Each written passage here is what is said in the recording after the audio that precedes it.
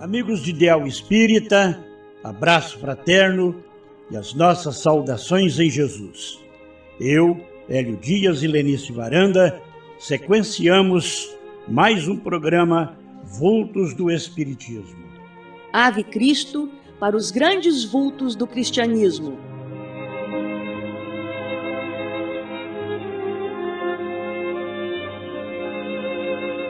Biografia Hugo Gonçalves, uma série da vida e obra de Hugo Gonçalves em capítulos semanais.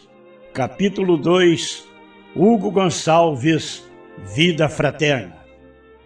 A partir dos 13 anos de idade, Hugo Gonçalves passou a trabalhar com os demais irmãos, executando duras tarefas na pedreira de propriedade do pai, tendo por companheira e instrumento uma sisuda marreta. Ainda em plena adolescência, no âmbito escolar, todos os dias fulminava com o olhar uma bonita descendente de italianos, que descobriu chamar-se Dulce Ângela Caleffi, a mãezinha de Cambé. Ela, só com o passar do tempo, veio a notar aquele olhar interesseiro. Não tardou a sentir umas fisgadas no coração. Por alguns anos, o futuro romance ficou apenas na paquera. O efetivo namoro somente se deu após a morte de Arturo, pai de Dulce, em 1930. Casaram-se no dia 21 de setembro de 1935. Por volta de 1940, já com o filho Cairbar, mudou-se para a região de Campinas, onde permaneceu alguns anos, também quebrando pedras. Retornou a Matão, agora com o segundo filho, Emanuel, para continuar seu trabalho na pedreira da família. Logo depois, foi convidado a trabalhar na administração de uma grande fazenda, situada nas proximidades de Matão. Em 1947, mudou-se para o Paraná, fixando-se na região de Londrina.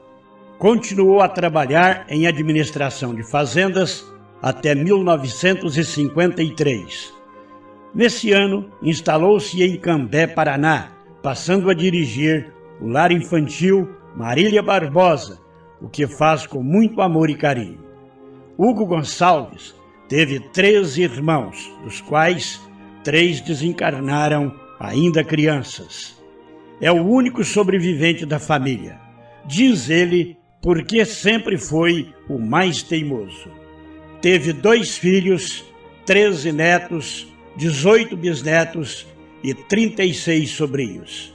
É detentor de vários títulos honoríficos pelo seu trabalho incessante e direcionado ao bem do próximo, notadamente das crianças e idosos desvalidos.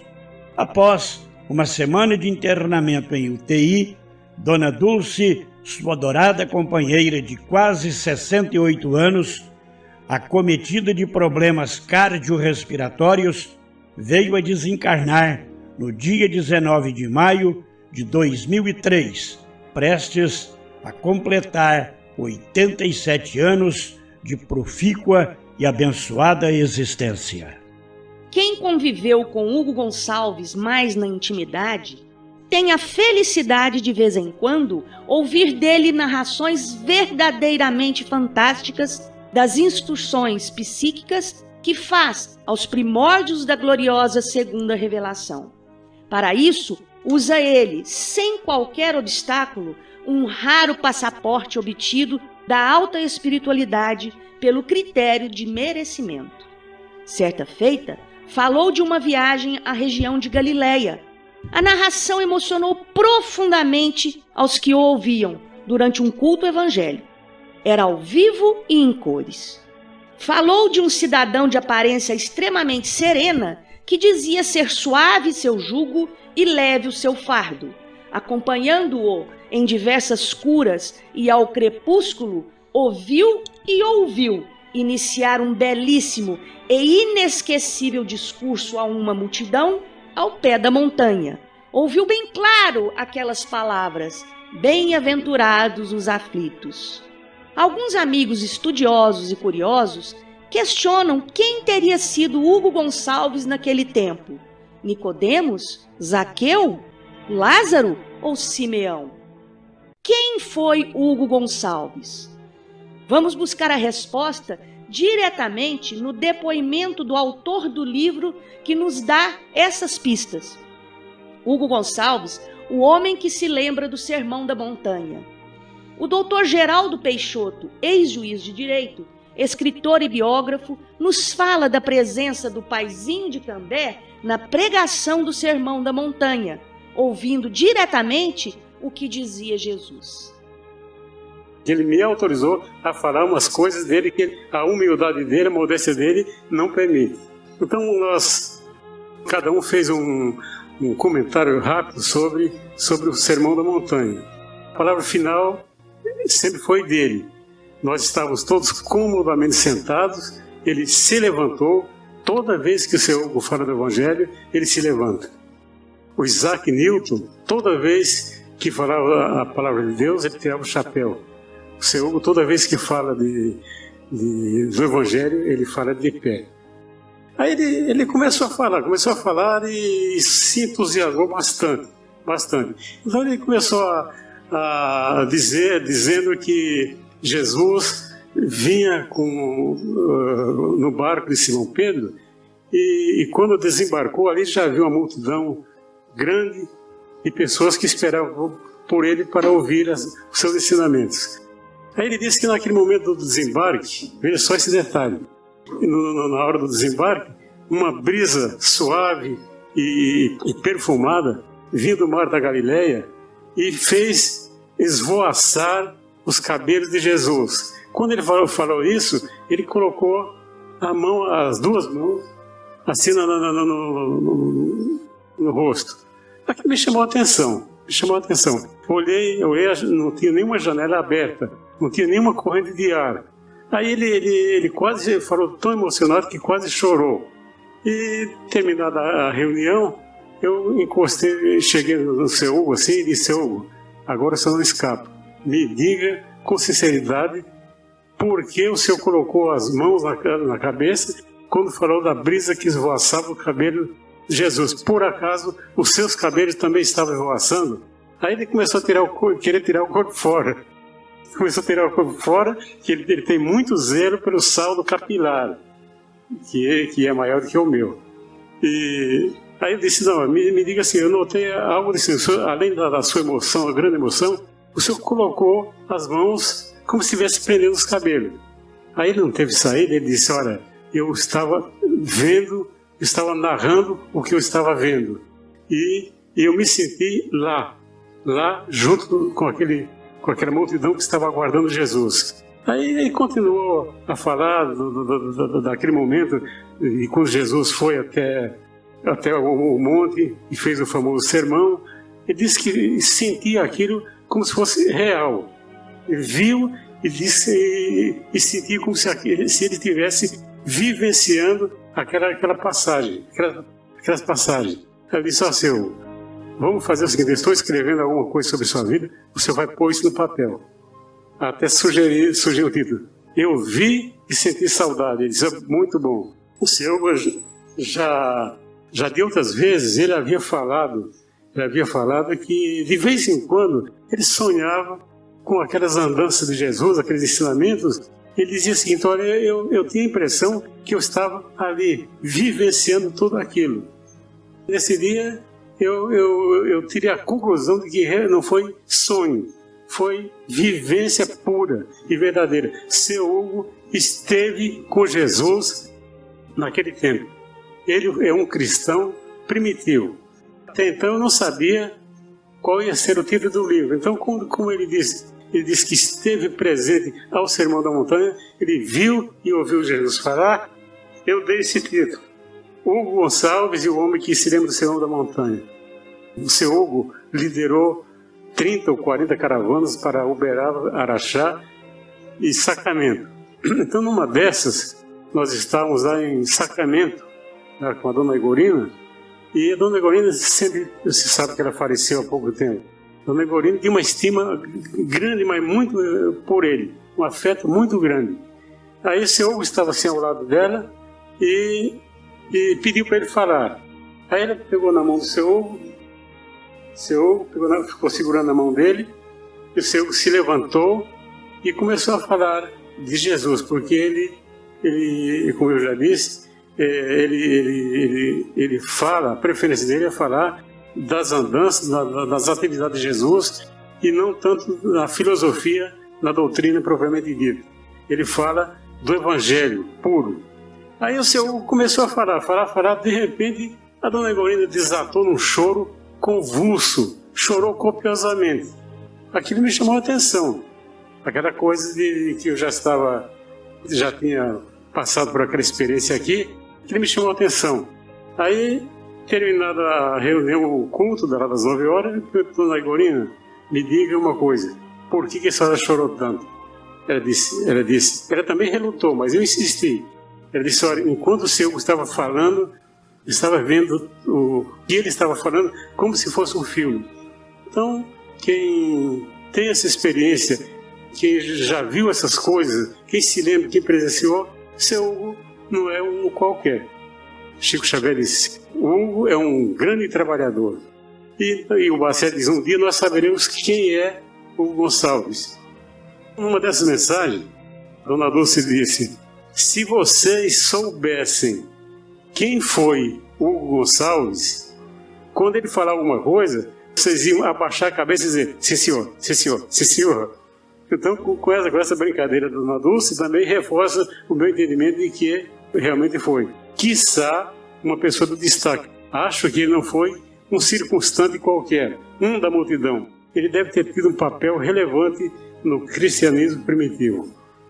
Na sequência, teremos os depoimentos do dirigente e comunicador espírita Pedro Garcia, seguido das falas de Eurípides Gonçalves e Eliomar Gonçalves, sobrinho e neto de Hugo Gonçalves, todos enaltecendo os méritos do casal Hugo e Dona Dulce. O seu Hugo, na verdade, ele nos trouxe uma infinidade de lições. Eu digo, e já disse muitas vezes, que o seu Hugo, até calado, ele nos dá exemplo. Até mesmo sem dizer nada, ele está nos ensinando. Quando nós começamos na participação dos trabalhos dele aqui em Cambé, nós vimos de Arapongas até aqui, e ele sempre dizia para mim, Pedro, você vai se preparando porque você vai precisar fazer palestras. Mas quem sou eu? Sou um simples caminhoneiro aqui, porque eu ainda estava, nessa época, ainda trabalhando com caminhão. Ele falou, não, mas você se prepara. E nós então começamos a buscar no livro dos Espíritos, no livro dos Médiuns, argumentos para poder, na hora da palestra, nós podemos narrar então. E quando ele percebeu isso, ele disse assim para mim, Pedro, deixa a parte científica, deixa a parte filosófica, as grandes mentes, os grandes pensadores. Nós precisamos do Cristo. Tome o Evangelho nas mãos e não largue mais. Continue com ele, porque não somente nós, mas a humanidade necessita das lições do nosso querido Mestre Jesus. Esse foi o primeiro exemplo que ele me deu. Então nós temos certeza de uma coisa, que a obra não é nossa, a obra é do Cristo. Nós somos pequenas formiguinhas de trabalhadoras, né? Com a boa vontade, e nós damos a nossa contribuição pela obra do Cristo aqui na Terra. Mas para essa obra ser completa, tem que ter um administrador. Então esse administrador foi o seu Hugo, durante essa vida toda, nossa aqui nessa casa, a Dona Dulce. Como eu disse, falar de Hugo sem falar de Dulce fica muito vazio.